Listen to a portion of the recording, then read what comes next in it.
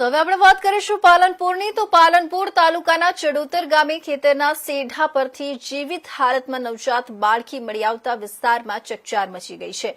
ખેતરેથી પરત ફરી રહેલા એક ખેડૂતે બાળકી પડેલી હાલતમાં જોઈ તરત પોલીસને જાણ કરી હતી. માહિતી મળતા પાલનપુર તાલુકા પોલીસ તેમજ 108 એમ્બ્યુલન્સની ટીમ ઘટના સ્થળે પહોંચી હતી. સ્થાનિક લોકોએ બાળકી જીવિત હોવાનું જણાતા તેને છાંયડામાં રાખી પ્રાથમિક સંભાળ આપી હતી. ત્યારબાદ બાળકીને સારવાર માટે તાત્કાલિક પાલનપુર સિવિલ હોસ્પિટલમાં ખસેડવામાં આવી હતી.